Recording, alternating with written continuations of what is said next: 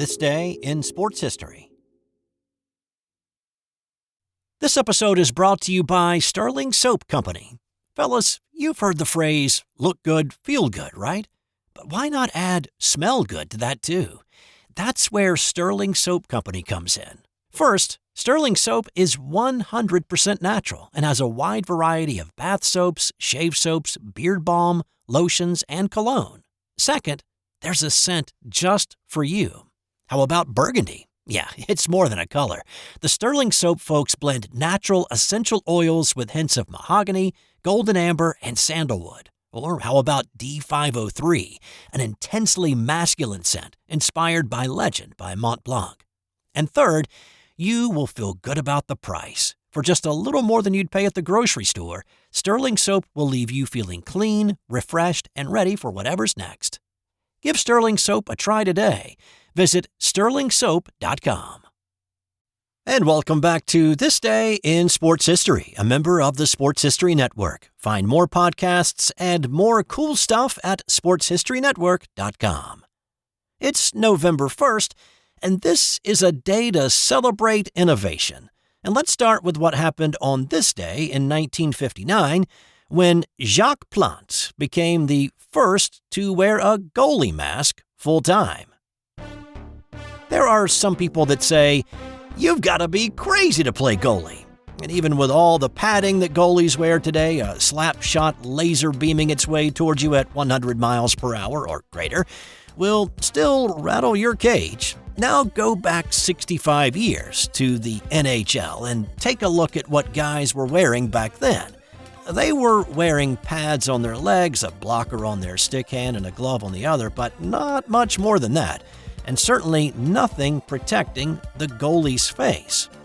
Montreal Canadiens goalie Jacques Plante was a bit of an eccentric. While his teammates played cards on road trips, Plante isolated himself, knitting sweaters and hats. His teammates thought he was about 12 ounces shy of a six-pack. But he was good in net, and that's all that really mattered. This was Plante's 8th year in the league. He'd been an all-star 4 times, led the league in wins and shutouts 3 times, led the league in goals against for the previous 4 seasons, and been the netminder for 4 Stanley Cup winning runs. He may not have led the league in stitches, but he probably felt like he did. He'd taken a lot of shots to the face during that time and endured a lot of stitching up afterward. In 1955, in a pregame warm-up, Plante took a shot from a teammate in the face. The shot fractured his cheekbone. At that point, Plante and the Canadiens' equipment manager began working on a mask to protect his face, and he started wearing one in practice. Plante wanted to wear the mask in games, but his head coach, Toe Blake, denied the request, fearing it would cut down on his vision, and besides, wearing a mask? That's for sissy boys. It wasn't until this day in 1959 that Plante finally made the decision to wear it during a game. Montreal was on the road at the New York Rangers, and the season was already 12 games old. After taking a shot to the face in the first period by Andy Bathgate that required stitches during the intermission, Plante took a stand, and he told Coach Blake that he was not returning to the ice unless he could wear his mask. Plante faced 29 shots, stopped 28 of them, and the Canadiens won 3-1. Now, the lone goal he allowed was in the third period when he was masked up, but a win is a win, and he'd made several stops while wearing his facial protection. Now, the guy on the other end, the Rangers goalie on this night, Gump Worsley, was not impressed by the mask, saying after the game, "Why all of a sudden, after all these years, do we decide that we should be wearing masks?" Innovation takes time, but like we talked about with Dick Fosbury and his transformation of the high jump, innovation only works if success follows. Plante continued to wear the mask and endure the taunts questioning his manhood, but at the end of the year, he led the league in wins and goals against again, and the Canadiens hoisted the Stanley Cup for the 5th consecutive year. He was also awarded the Vezina Trophy as the best goalie in the NHL for the 5th straight year. So, with or without the mask, his stats and the results showed his sight was not affected.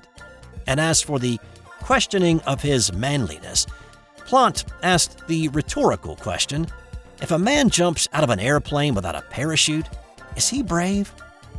Just like the Fosbury flop, the change was not immediate, but as time went on, more and more goalies saw the benefit of wearing a mask while facing angry slap shots. By 1970, nearly every goalie in the NHL was wearing one. Pittsburgh Penguin Andy Brown was the lone holdout in the NHL until he moved on to play with Indianapolis of the WHA. After he retired in 1977, all goalies have worn a mask, and they can thank Jacques Plante for taking a stand for ugly mugs everywhere on this day. So, our next innovation that happened on this day took place in 1924. The Lafayette Leopards of Easton, Pennsylvania were riding a wave of confidence after winning their opening 5 games of the season, but next on their schedule were the mighty Penn Quakers. In their 6 games, the Quakers had outscored their opponents 174-14, and part of the Quakers' success may have been due to their advanced scouting. Lafayette's coach, Herb McCracken, heard a rumor that Penn's advance man had been able to decipher his hand signals calling plays from the sideline. If you remember previous stories I've done in 1920s college football, there was no regular substituting. It was 11 guys who played offense, defense, special teams, whatever. If you were subbed out, you could not come back until the next half. So, plays had to be signaled in from the sideline. McCracken came up with a unique idea, though. He told his players to huddle up several yards behind the line of scrimmage and whisper which play they were going to run. And it worked to an extent. Lafayette held Penn to just 6 points, but only managed 3 themselves. But the football huddle was born, and soon other teams started to copy Lafayette's subterfuge. Let's slide back in time a little bit further for another innovation and what happened on this day in 1913. It's considered one of the biggest upsets in college football history.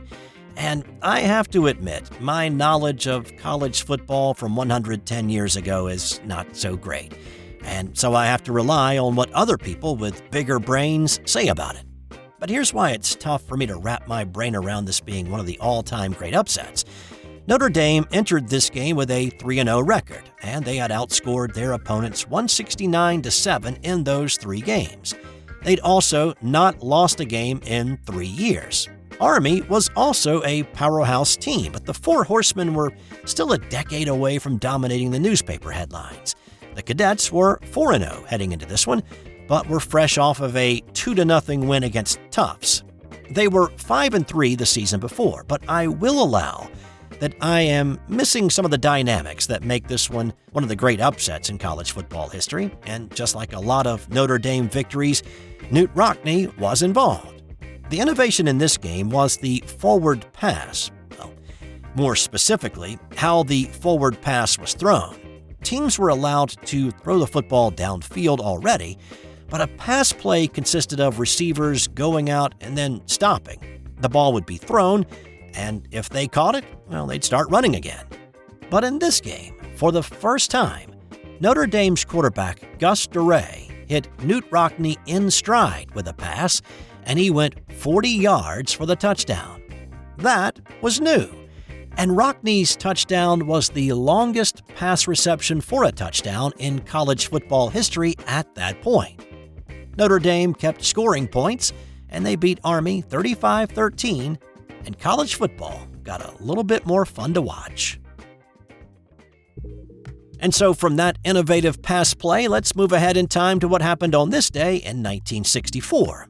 37-year-old George Blanda threw 68 passes in a 24-10 loss. This was an AFL showdown between a really good Buffalo Bills team and Blanda's not-so-good Houston Oilers team. Blanda threw an 11-yard touchdown pass in the first quarter, and then he booted a 49-yard field goal later in the quarter to give Houston an early lead. Blanda completed 37 of his 68 pass attempts for 393 yards.